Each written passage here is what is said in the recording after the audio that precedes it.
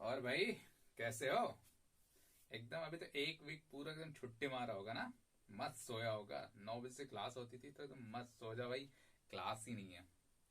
चलो, अब जितना सोए हो उतना इधर देना पड़ेगा। अभी पूरे एक्स्ट्रा क्लास चलने वाले हैं। ठीक है, चलो। और हाँ, तुम लोग का टेस्ट का रिजल्ट भी आया। कुछ लोगों ने अच्छा किया है, कुछ लोगों को और थोड़ा मेहनत करने का जरूरत है। कुछ लोग तो भाई एकदम एक्स्ट्रा ऑर्डिनरी है, उनका तो कहना ही नहीं है ना। थोड़ा सा अच्छे से जो बताता हूं उसे बहुत ध्यान से देखो, लिखो, पढ़ो और समझो। बात आ रही समझ में? हाँ। तो तो क्या तो आज हम लोग एक नया टॉपिक के बारे में पढ़ेंगे, जिसको बोलते हैं, क्या बोलेंगे? Electric dipole. क्या बोलेंगे? Electric dipole. ठीक। अब जैसे नाम सुनने से देखो सिंपल लग रहा है कि भैया इलेक्ट्रिक होगा और डाइपोल होगा। ठीक है भैया, डाइपोल मतलब समझते हो ना? डाई, मरने वाला डाई नहीं, डाई रंगने वाला भी नहीं। क्या होता है डाई? डाई का मतलब क्या होता है? टू। ठीक है, टू पोल। ठीक है, ऐसा कुछ आएगा इसमें। ठीक। हाँ, चलो। तो सिंपल क्या होता है डाइपोल देखते हैं। ठीक है, डाइपोल क्या होता है? It is a system of equal and opposite charges. It is a system of equal and opposite charges separated by a very small distance. Separated by a very small distance मतलब अगर इसके हिसाब से देखें तो हम डाइपोल को ऐसे डिफाइन करते हैं। कैसे डिफाइन करते हैं? हमारे पास दो चार्ज होते हैं। कितने चार्ज होते हैं? दो चार्ज।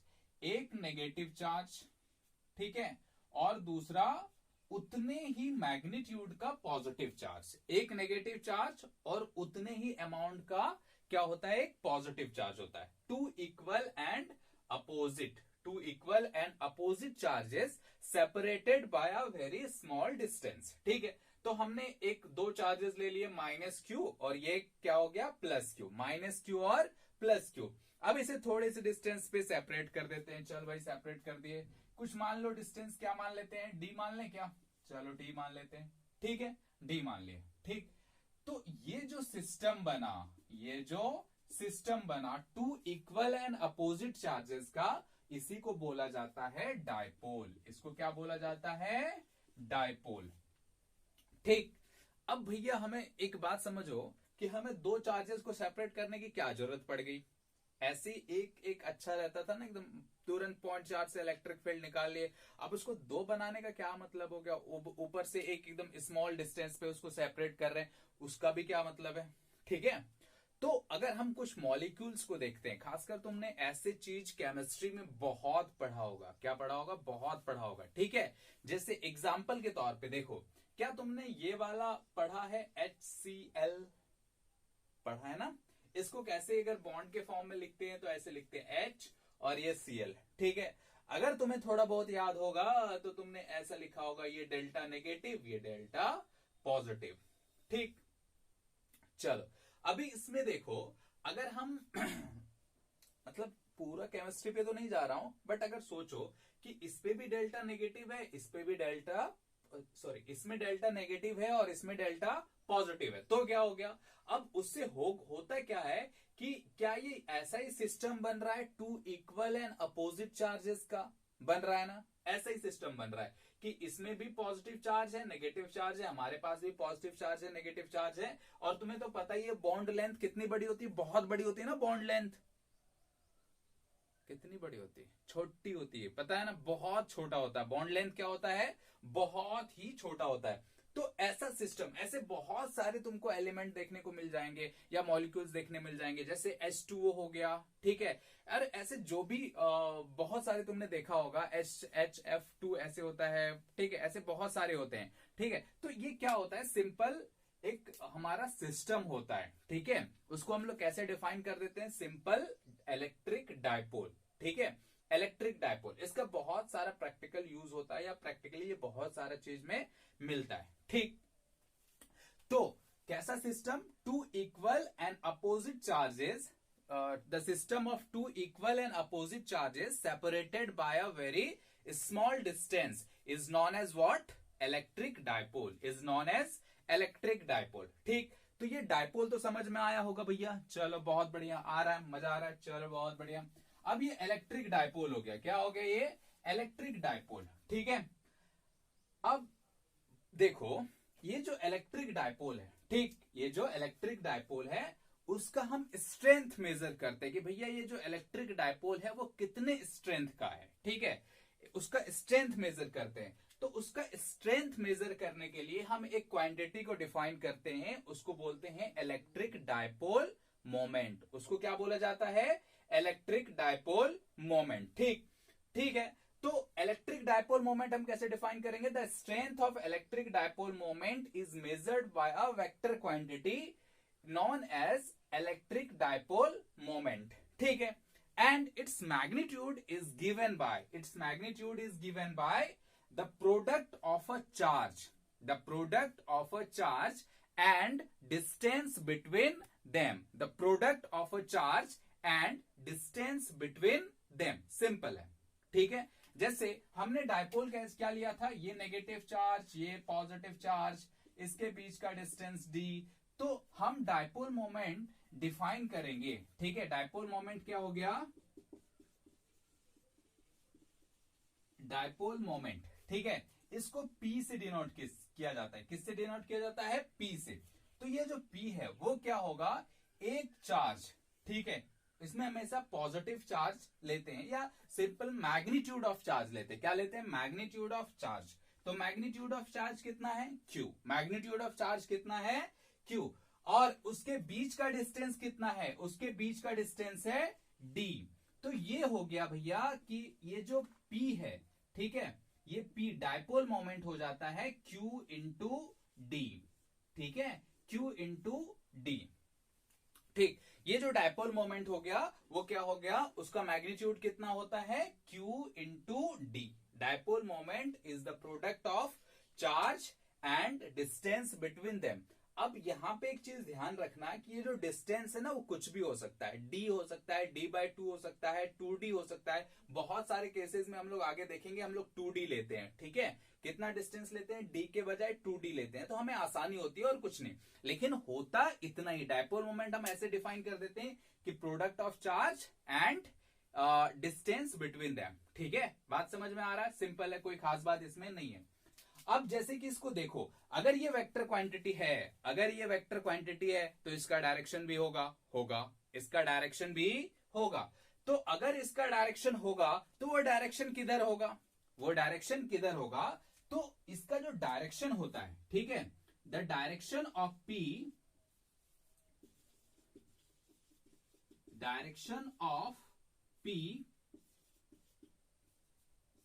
P मतलब dipole moment is along negative to positive, ठीक है, negative to positive charge, the direction of P is along negative to positive charge। मतलब अगर हम P ऐसे डिनोट करेंगे तो ये डायरेक्शन ऑफ P हो गया, ठीक है, नेगेटिव से positive charge, direction of P किधर होगा, negative to positive charge, simple है, कोई खास बात इसमें नहीं है, ठीक है।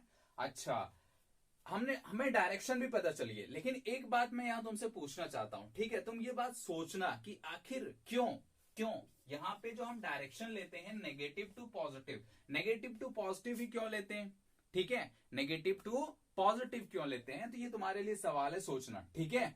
अच्छा, ये हो गया, डायपोल मोमेंट हो गया। अब इसका यूनिट तुम यूनिट बहुत आसानी से बता सकते हो, क्या होगा बोलो तो, यूनिट क्या होगा इसका, यूनिट क्या है, P is equals to Q into d, तो Q इंटू डी है, तो Q का यूनिट होता है चार्ज है, सॉरी, Q क्या है, चार्ज का यूनिट क्या होता है, कूलम, ठीक है, और डिस्टेंस का यूनिट क्या होता है, मीटर।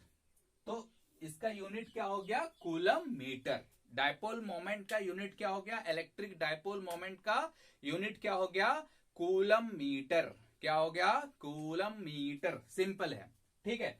तो बात समझ में आई, सिंपल है, क्या है, हमने क्या देखा कि ये डायपोल जो है वो क्या होता है, system of two equal and opposite charges separated by a small distance, ठीक भैया, ठीक।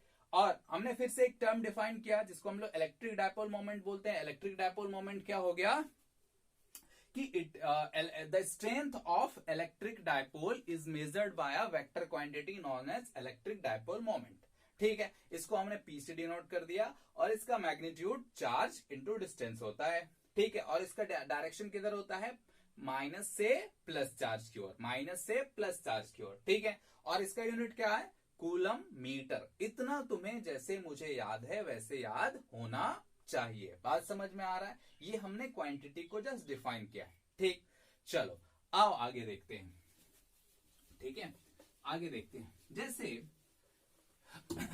अभी मैं तुमसे कुछ पूछ रहा हूं, बहुत ध्यान से जवाब देना। ठीक है, और ये जो लिखाया है उसे अच्छे से लिख लो। ठीक है, ये जो लिखा हुआ है उसे अच्छे से लिख लो। अब तो मिट गया, मतलब पहले जो लिखा हुआ था उसे अच्छे से लिख लेना है। ठीक है, अब जैसे देखो, मान लेते हैं कि एक ऐसा डायपोल मोमेंट ऐसे लिखा हुआ है। ठीक है, डायपोल मोमेंट का डायरेक्शन ऐसे दिया हुआ है। ठीक है, हमने इस पॉइंट का नाम दे दिया ए, इस पॉइंट का नाम दे दिया बी। ठीक है, ए और बी। तो तुम्हें बताना है कि किस साइड में नेगेटिव चार्ज होगा और किस साइड में पॉजिटिव चार्ज होगा। ठीक है, सिंपल सा डायरेक्शन ऑफ डायपोल मोमेंट से हम बहुत आसानी से बता सकते हैं कि किस साइड में पॉजिटिव चार्ज होगा और किस साइड में नेगेटिव चार्ज होगा। तो बोलो किस साइड में पॉजिटिव चार्ज होगा, सिंपल। तो याद करो मैंने क्या बताया था कि direction of dipole moment is along negative to positive. अब डायरेक्शन भैया इधर दिख रहा है, दिख रहा है ना, ये डायरेक्शन किधर दिख रहा है, इस डायरेक्शन में। ठीक है, तो इसका मतलब क्या हो गया कि ये पॉजिटिव चार्ज होगा और ये नेगेटिव चार्ज होगा। ठीक है, ये पॉजिटिव चार्ज होगा और ये नेगेटिव चार्ज होगा, सिंपल। चलो इसमें बताओ, ये है तुम्हारा P, P की वैल्यू इधर दी हुई है। ठीक है, फिर मैंने इस पॉइंट को A बोला और इस पॉइंट को B बोला। अब सोच के बताओ कौन सा नेगेटिव होगा और कौन सा पॉजिटिव होगा। सोचो कौन सा नेगेटिव होगा और कौन सा पॉजिटिव होगा। तो direction of dipole moment is along negative to positive. Negative to positive means this will be negative and this will be positive. आ रहा है बात समझ में, कोई खास बात इसमें नहीं है। तो अगर हमें डायपोल ही सिर्फ दिया हुआ है, सिर्फ डायपोल मोमेंट P दिया हुआ है, तो हम ये समझ सकते हैं कि किस साइड में नेगेटिव चार्ज है और किस साइड में पॉजिटिव चार्ज है। बात समझ में आ रही है, सिंपल सी बात है, कोई खास बात इसमें नहीं है। चलो अब बात आती है, असली खेला तो अब शुरू होगा। देखो इसमें एक बात आती है जिसको हम लोग बोलते हैं इलेक्ट्रिक फील्ड निकालना। कि भैया अगर हमारे पास डायपोल है, अगर हमारे पास डायपोल है तो हमें इलेक्ट्रिक फील्ड निकालनी। क्या निकालनी है, इलेक्ट्रिक फील्ड। ठीक है, तो अभी हम लोग देखेंगे electric field, electric field due to electric dipole. ठीक है, यहां पे लिख दो ड्यू टू इलेक्ट्रिक डायपोल। ठीक, अब इसके दो केसेस होते हैं। ठीक है, इलेक्ट्रिक फील्ड निकालने के दो केसेस होते हैं। पहला, एक होता है एक्सियल लाइन और एक होता है इक्वेटोरियल लाइन। ठीक है, तो हम एक एक करके इन दोनों सिचुएशन या दोनों केसेस को डिस्कस करेंगे। ठीक है, बात समझ में आ रहा है, सिंपल। तो अभी हम लोग पहले निकालेंगे एक्सियल लाइन। ठीक है, electric field on axial line. ठीक है, एक्सियल लाइन। अब बात आती इस एक्सियल लाइन को समझना है। ठीक है, एक्सियल लाइन को समझना है। ठीक है, देखो कि अगर हमारे पास एक डायपोल है, ठीक है, अगर हमारे पास एक डायपोल है, अगर ये मान लेते हैं हमारा नेगेटिव चार्ज और ये मान लेते हैं पॉजिटिव चार्ज। ठीक है, थोड़ा बड़ा लेते हैं, ये मान लेते हैं पॉजिटिव चार्ज। ठीक है, ऊपर लिखते हैं चार्ज को, ये माइनस हो जाएगा, माइनस क्यू और प्लस क्यू। ठीक है, और हमने इसको ऑरिजिन माना है, इसके मिड पॉइंट को क्या माना, ऑरिजिन। ऑरिजिन कहने का मतलब क्या हो गया कि इधर हमारा y एक्सिस हो गया और इस डायरेक्शन में जो आ जाएगा वो क्या हो जाएगा, x एक्सिस। तो इसे थोड़ा और बढ़ा देते हैं, ये हो गया हमारा x एक्सिस। बात समझ में आ गया। तो इस पॉइंट का कोऑर्डिनेट कितना हो जाएगा, 0 0। क्या कोऑर्डिनेट हो जाएगा, 0 0। ठीक है, बात आ रही समझ में? सिंपल सी बात है, कोई खास बात इसमें नहीं है। अब देखो आगे क्या करेंगे। हमने क्या बोला था कि इस डायपोल का के बीच में कुछ डिस्टेंस होता है, क्या उसको 2a मान लें क्या? जैसे यहां से यहां तक कितना मानते हैं a, और यहां से यहां तक कितना मान रहे हैं a, ठीक है, मान लेते हैं। तो टोटल कितना हो जाएगा बोलो? 2a। टोटल डिस्टेंस कितना हो जाएगा? The distance between positive and negative charge is 2a। The distance between positive and negative charge is 2a। Simple. और एक चीज क्या दिया हुआ रहता है इसमें कि भैया यहां से जिस पॉइंट पे हमको निकालना है, जिस पॉइंट पे इलेक्ट्रिक फील्ड निकालना है, उसका डिस्टेंस ओरिजिन से दिया हुआ रहता है। जैसे मान लो ओरिजिन से इसका डिस्टेंस दिया हुआ है r, इसका डिस्टेंस कितना दिया हुआ है? r। कहां से दिया हुआ है? ओरिजिन से। ये किसी चार्ज से डिस्टेंस नहीं है। पहले हम लोग पॉइंट चार्ज में क्या करते थे? किसी चार्ज से डिस्टेंस लिखते थे, ठीक है। बट डायपोल में क्या है? किसी चार्ज से डिस्टेंस नहीं है। कहां से डिस्टेंस है? ओरिजिन से। कहां से डिस्टेंस है? ओरिजिन से। बात समझ में आ रहा है? सिंपल से बात है, ठीक है। अब हाँ, क्या बात कर रहा था मैं? एक्सियल लाइन का। एक्सियल लाइन, तो वो एक्सियल लाइन वो लाइन होता है कि अगर हम नेगेटिव से पॉजिटिव चार्ज को टच करते हुए एक लाइन खींचे, मतलब इस दोनों पॉइंट चार्ज से अगर एक लाइन खींचे, उसको बोला जाता है एक्सियल लाइन। उसको क्या बोला जाता है? Axial line. A line passing through negative and positive charge of an electric dipole. A line passing through from positive to negative charge, passing through the negative and positive charge is known as axial line। मतलब अगर हम इस negative से positive charge के बीच में अगर line खींचे तो उसको बोला जाता है एक्सियल लाइन। इसका मतलब क्या हो गया कि हम इसको एक्सियल लाइन बोल सकते हैं।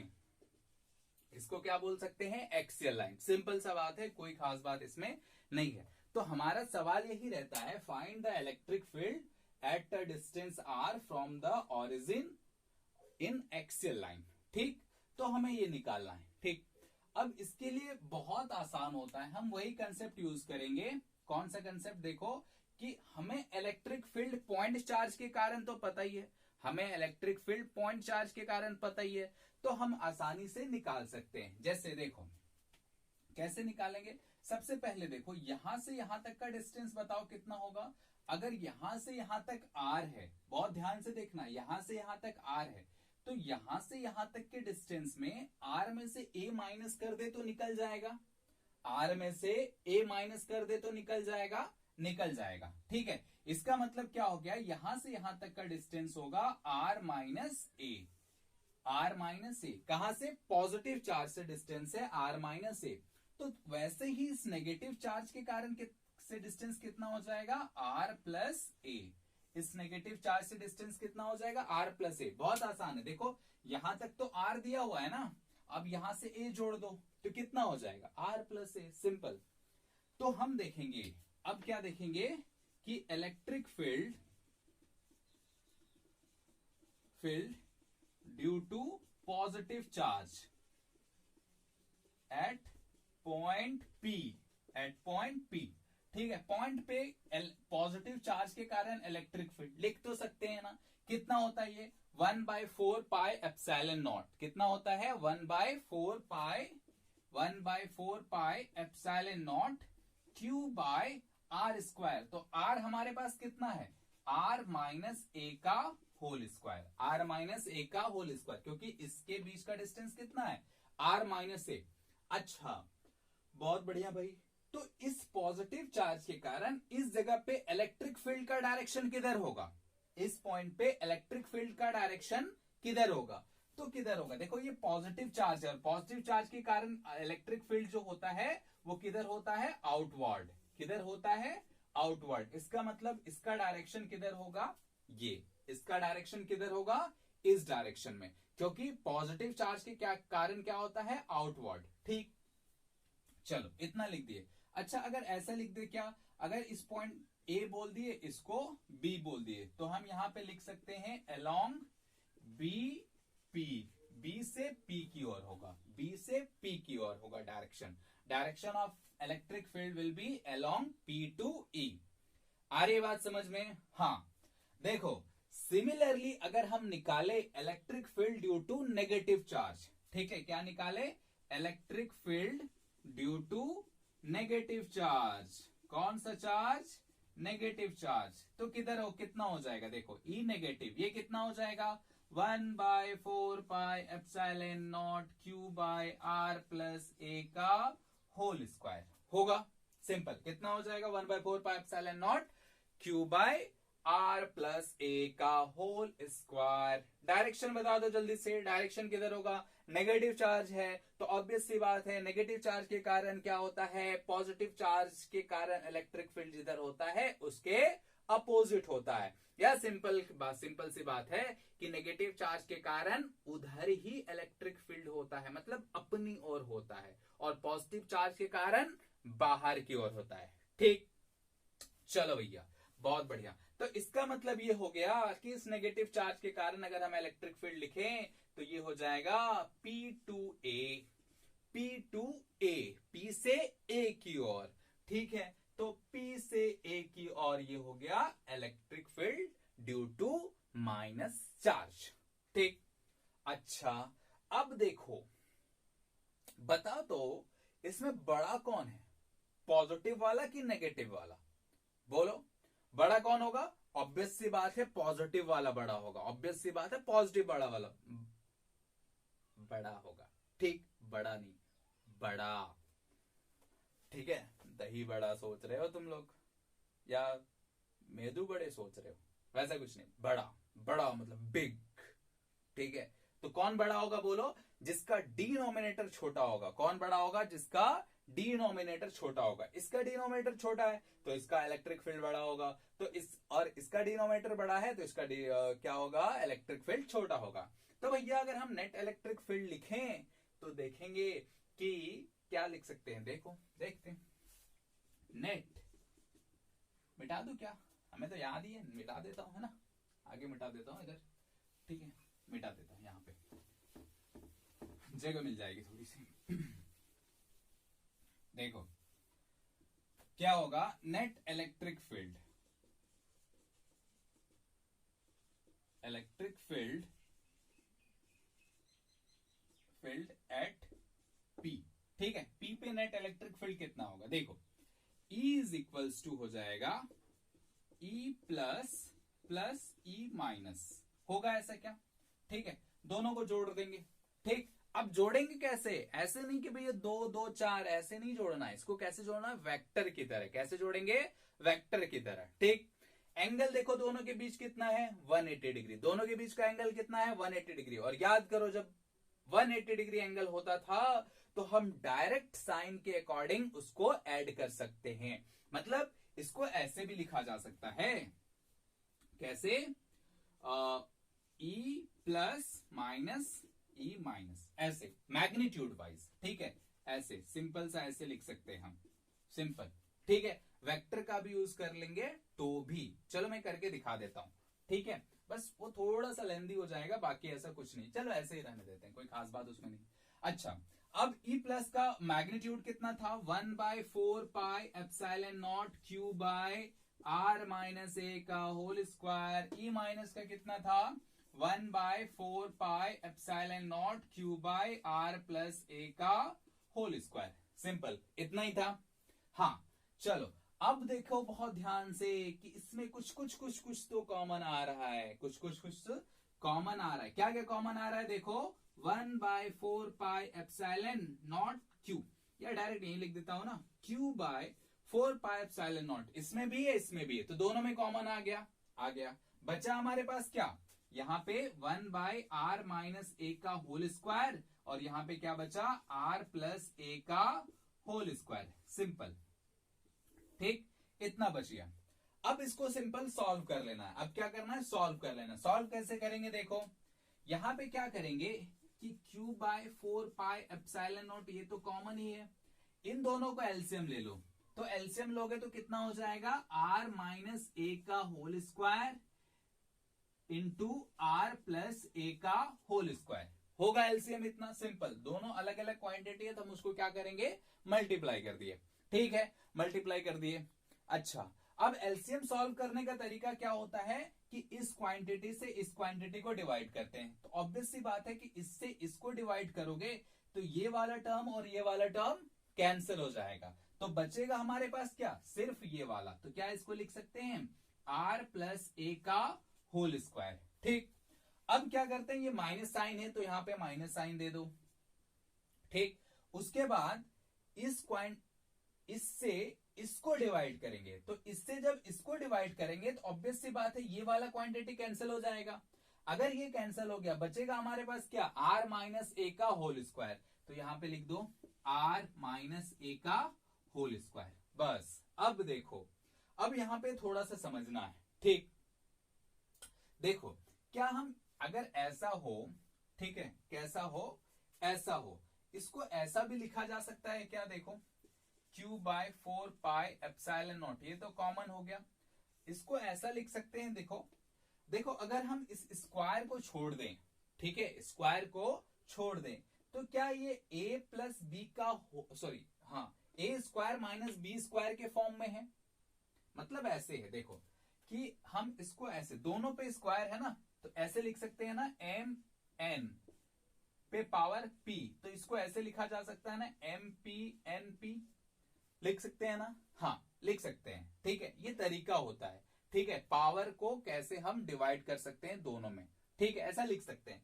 तो ऐसा लिख सकते हैं, तो हमारे पास यहां पे क्या है, एक क्वांटिटी है देखो आर माइनस ए, और एक क्वांटिटी है आर प्लस ए, और इन सब का स्क्वायर हो जाएगा, इन सब पे स्क्वायर हो जाएगा। सिंपल सी बात है, अभी जो मैंने फॉर्मूला बताया ना, उस फॉर्मूले के हिसाब से अगर ये स्क्वायर हो गया तो तुम देखो, बहुत ध्यान से देखो, तो क्या ये ए स्क्वायर माइनस बी स्क्वायर का फॉर्मूला है ना, ए स्क्वायर माइनस बी स्क्वायर का फॉर्मूला क्या होता है, ए स्क्वायर माइनस बी स्क्वायर का फॉर्मूला होता है ए प्लस बी इंटू ए माइनस बी। सिंपल सी बात है। तो क्या इसको ऐसे भी लिखा जा सकता है ना, ए स्क्वायर माइनस बी स्क्वायर, इसको क्या लिखा जा सकता है, ए स्क्वायर माइनस बी स्क्वायर। अब ये पावर है तो पावर को रहने देते हैं, स्क्वायर।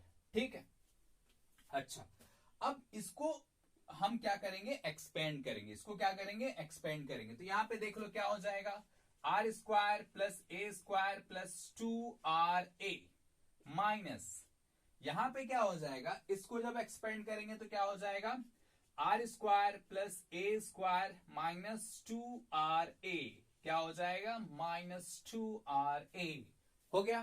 ठीक है, अब देखो, अब क्या करेंगे कि इस नेगेटिव साइन से मल्टीप्लाई कर दो, इस नेगेटिव साइन से मल्टीप्लाई करोगे तो जो जो नेगेटिव है वो पॉजिटिव हो जाएगा, और जो जो पॉजिटिव है वो नेगेटिव हो जाएगा। ठीक, तो इस ब्रैकेट को हम खोल देते हैं। ठीक है, तो क्या होगा, माइनस प्लस, ये तो माइनस हो जाएगा, ये भी क्या हो जाएगा, माइनस, और ये क्या हो जाएगा, प्लस। सिंपल सी बात है, कोई खास बात इसमें नहीं है। ठीक है, आता होगा इतना। अब देखो, इसको इसको इसको इसको कैंसिल, बचा हमारे पास कितना, 4AR। ठीक है, तो नेक्स्ट स्टेप हम क्या लिख सकते हैं, 1/4πε0, ठीक है, Q इंटू 4QRA। ठीक है, 4QRA, और डिनोमिनेटर में हमारे पास कितना हो जाएगा, ए स्क्वायर माइनस, अरे आर था ना, हाँ आर था, a square minus b square कैसे लिखा, r square minus b square, क्या हो जाएगा, r square minus b square. तो ये आर स्क्वायर माइनस ए स्क्वायर हो जाएगा, sorry a square, are square minus A square हो जाएगा इतना, पे पावर 2। सिंपल, कोई खास बात इसमें नहीं है। अच्छा, अब ये जो आर है ना, ठीक है, ये जो आर है वो क्या होता है कि ए के कंपेयर में बहुत बड़ा होता है। ठीक है, ये हमारा एजम्पशन है। ठीक है, आर जो है वो ए के कंपेयर में बहुत बड़ा है, तो ऑब्वियस सी बात है ना भैया, आर स्क्वायर के सामने ए स्क्वायर तो टिकेगा ही नहीं।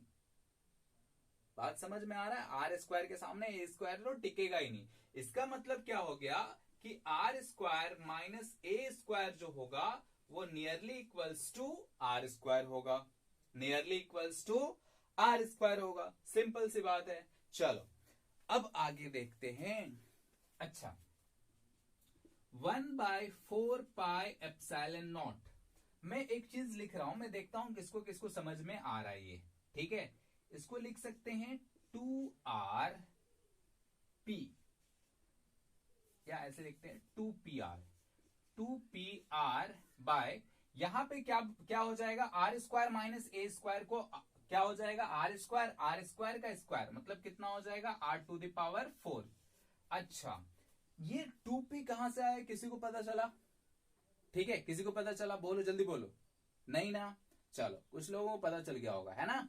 वो क्या है, हमने अभी डिफाइन किया था ना इलेक्ट्रिक डायपोल मोमेंट। अभी हमने क्या डिफाइन किया था, इलेक्ट्रिक डायपोल मोमेंट। भैया ये वही है electric dipole moment, P is equals to Q।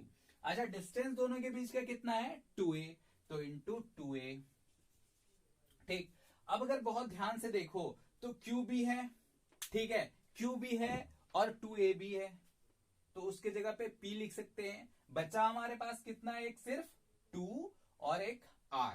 ठीक, आ रहा है बात समझ में? क्या बोला मैंने कि यहां से अगर हम ले लेते हैं Q और 2a, तो उसके प्लेस पे हम क्या लिख सकते हैं, P, जिसको क्या बोला जाता है, इलेक्ट्रिक डायपोल मोमेंट। उसको क्या बोला जाता है, इलेक्ट्रिक डायपोल मोमेंट, तो वही लिख दिया।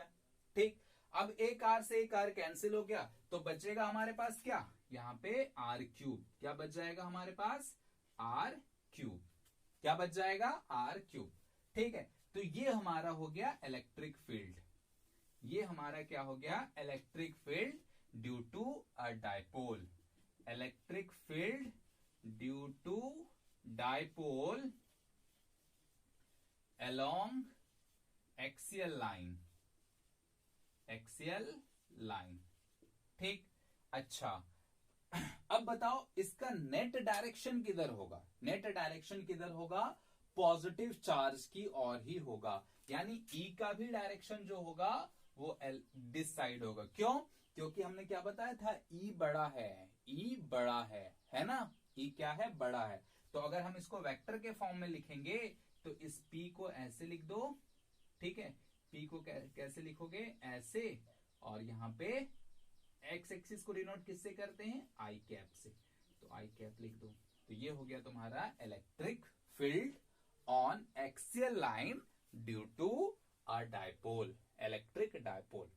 ठीक है, आई बात समझ में? किसी को कोई डाउट है तो बेझिझक होकर के पूछो। ठीक है, सिंपल सा कैलकुलेशन है, कोई खास बात नहीं है। अगर तुम एक एक पॉइंट्स को जोड़ोगे तो ये सारा चीज तुम्हें ऑटोमेटिक मिल जाएगी। ठीक, अच्छे से लिख लो। और अच्छा ये रिजल्ट याद रखना है, रिजल्ट क्या होता है, एक्सियल लाइन में 2p/r क्यूब। ठीक है, अब जैसे यहां पे गौर करने वाली बात क्या है कि जब हम एक पॉइंट चार्ज के कारण देखते थे, जब हम एक पॉइंट चार्ज के कारण देखते थे तो उसमें आर स्क्वायर आता था। क्या आता था, आर स्क्वायर आता था। लेकिन अभी क्या आ रहा है, आर क्यूब। अभी क्या आ रहा है, आर क्यूब। ठीक है, ऐसे ही क्वार्टर पोल होता है, ठीक है, ट्राइपोल होता है, बहुत सारा होता है। तो अभी हम लोग उन सब चीजों में नहीं जाएंगे, हमें डायपोल ही पढ़ना है बस। ठीक है, चलो लिख लो। हाँ, तो ये हो गया।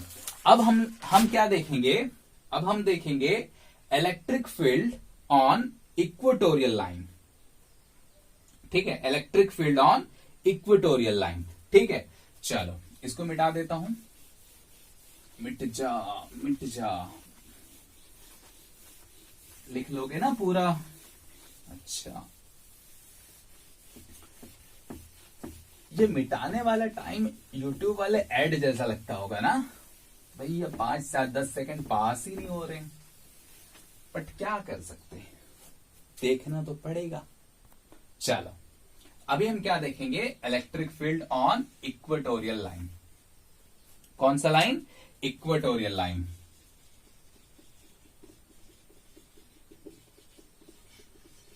अब इस खतरनाक नाम से डरना नहीं है, इस खतरनाक नाम से डरना नहीं। इक्वेटोरियल लाइन क्या होता है मैं बताता हूं। देखो कि मान लो कि ये नेगेटिव चार्ज है, ठीक है, ये नेगेटिव चार्ज है -Q, और ये क्या है, पॉजिटिव चार्ज है।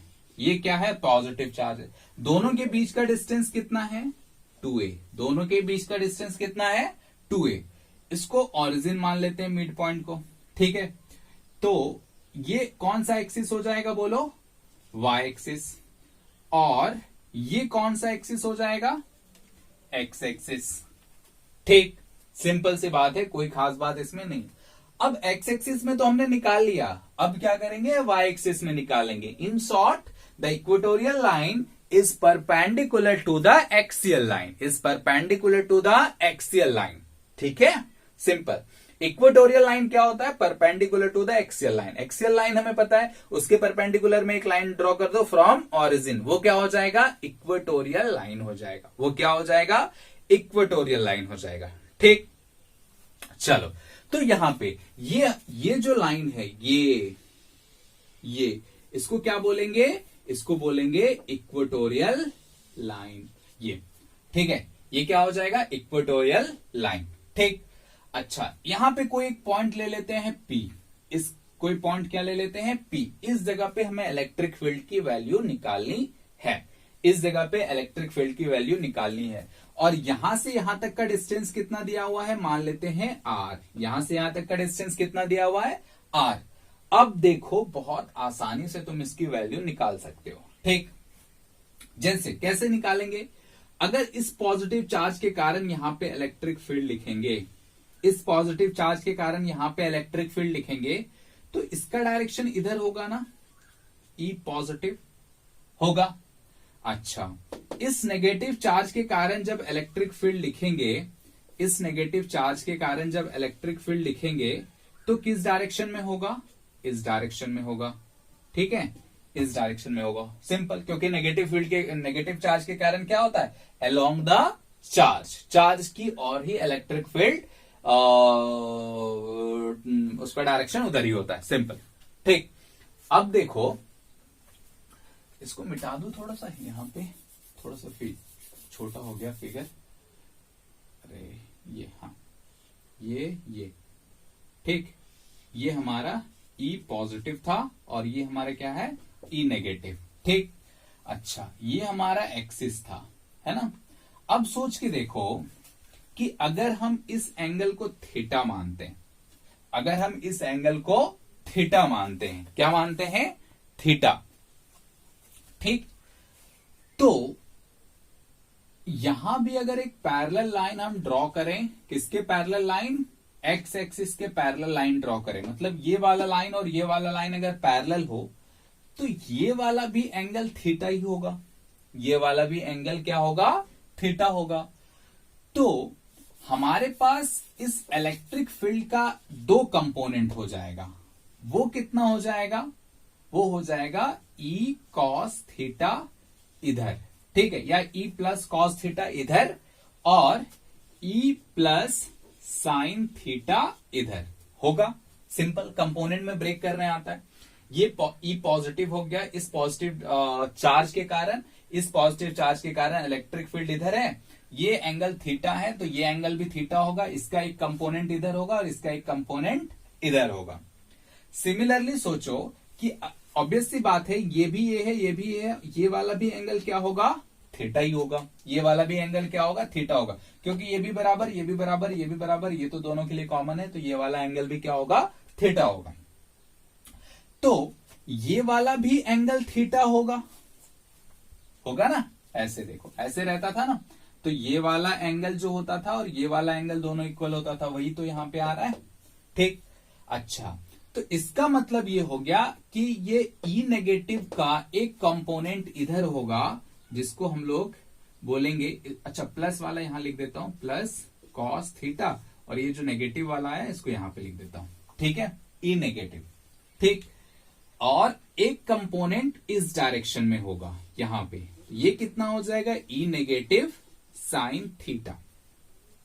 ठीक, अब अगर बहुत गौर से तुम देखो, अगर बहुत गौर से देखो, तो इसके कारण यहां पे जो इलेक्ट्रिक फील्ड का मैग्नीट्यूड होगा, इस नेगेटिव चार्ज के कारण भी जो इलेक्ट्रिक फील्ड का मैग्नीट्यूड है वो सेम होगा, हाँ या ना। इलेक्ट्रिक फील्ड के कारण जो मैग्नीट्यूड है वो सेम होगा। कैसे? Simple, k q by are square, k q by are square, simple. तो इसका मतलब क्या हो गया कि अगर हम वाई एक्सिस में देखें, वाई एक्सिस में देखें तो इलेक्ट्रिक फील्ड के दो कंपोनेंट हैं और दोनों component equal and opposite direction में है।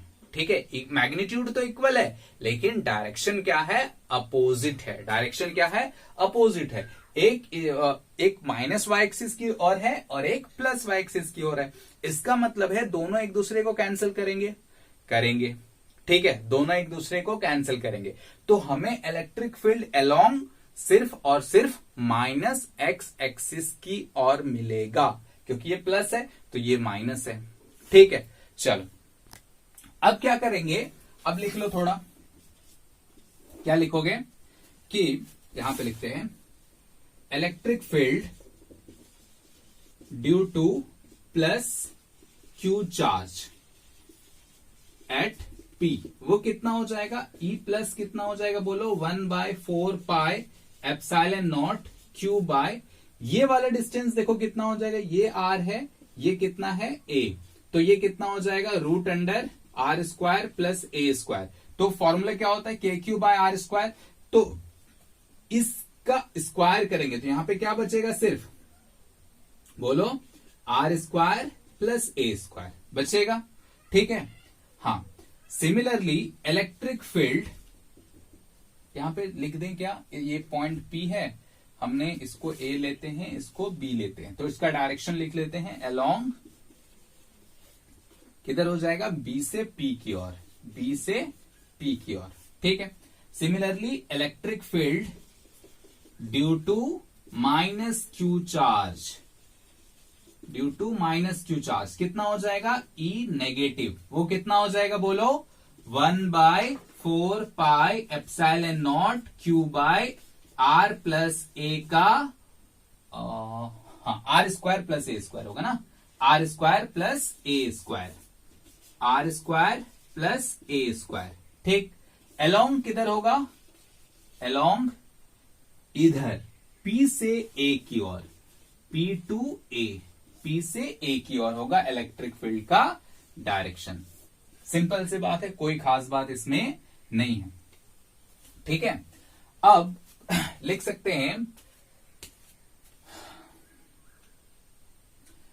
कि magnitude of E plus is equals to magnitude of E minus. लिख सकते हैं ऐसा, मैग्नीट्यूड ऑफ E प्लस और मैग्नीट्यूड ऑफ E माइनस दोनों क्या है? इक्वल है। मतलब magnitude of E plus equals to magnitude of E minus, equal है। ठीक, अच्छा, now component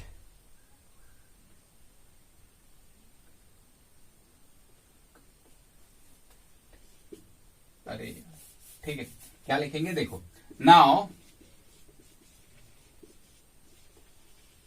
component along y-axis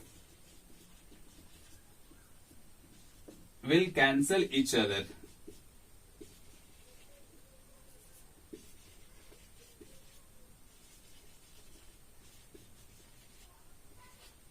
and we get electric field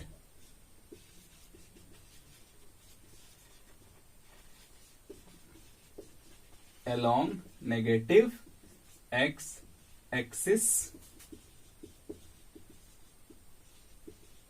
only as shown in figure. ठीक है, as shown in figure. Now component along y axis will cancel each other and we will get electric field along x axis only as shown in figure. ठीक है, as shown in figure. Simple सी बात है, ये जो हमको दिख रहा है। ठीक है, तो नेट इलेक्ट्रिक फील्ड क्या हो जाएगा? Electric field at point P कितना हो जाएगा बोलो? ये हो जाएगा E इज इक्वल्स टू, देखो, E plus cos theta plus E minus cos theta होगा। दोनों प्लस हो जाएंगे। अब इसको दोनों का मैग्नीट्यूड तो बराबर है, इसको मतलब लिख सकते हैं 2e प्लस कॉस थीटा। ठीक है, ऐसा लिखा जा सकता है, कोई खास बात इसमें नहीं है।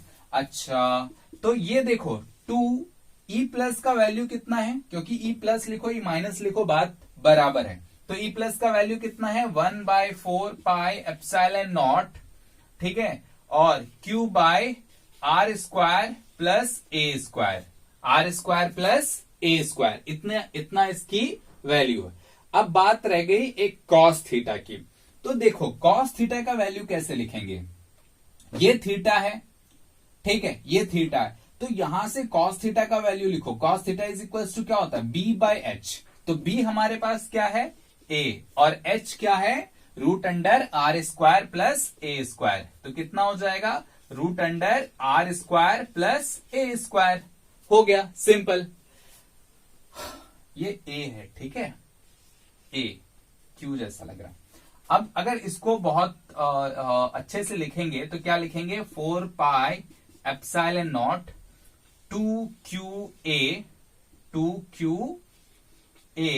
बाय, इसको क्या लिखेंगे बोलो, आर स्क्वायर प्लस ए स्क्वायर पे पावर 3/2, आर स्क्वायर प्लस ए स्क्वायर पे power 3/2।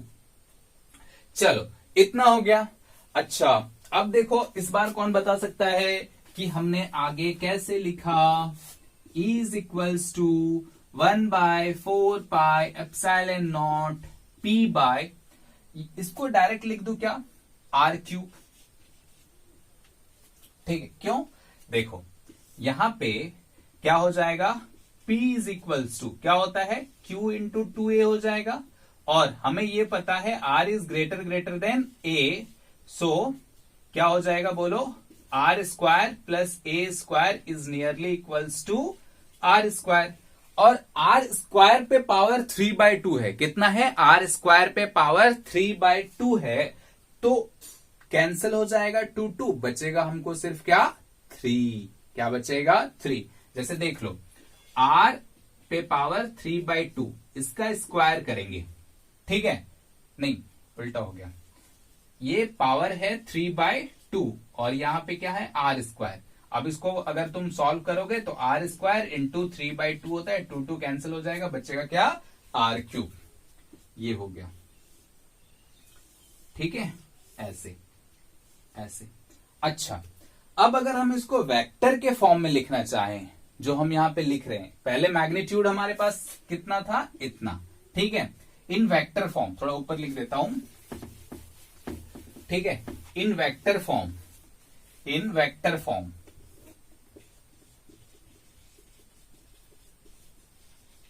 In vector form is equals to क्या हो जाएगा 1 बाय, या माइनस लिख देता हूं, -1/4 pi epsilon naught p by r cube, p by r cube. अब तुम्हारे मन में सवाल आ सकता है कि ये माइनस कहां से आया, ये माइनस कहां से आया, तो तुम देखो this negative sign indicates the direction of electric dipole, ठीक है, क्या है देखो, ये पॉजिटिव डायरेक्शन इधर है, नेगेटिव इधर है, हाँ या ना, तो ये माइनस साइन क्या दिखाता है नेगेटिव डायरेक्शन, और simply we can say this negative sign shows the direction opposite to dipole moment, okay, the direction opposite to dipole moment. बात समझ में आ रहा है, डायपोल मोमेंट का डायरेक्शन किधर होता है नेगेटिव टू पॉजिटिव, तो हमारे पास अभी डायरेक्शन किधर है positive to negative, means minus X axis में।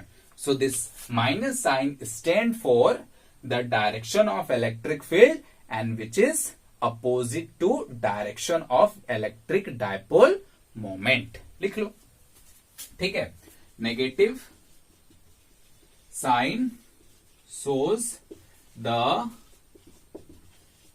direction of electric field which is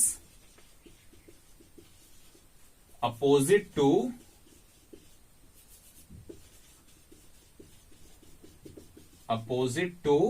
direction of electric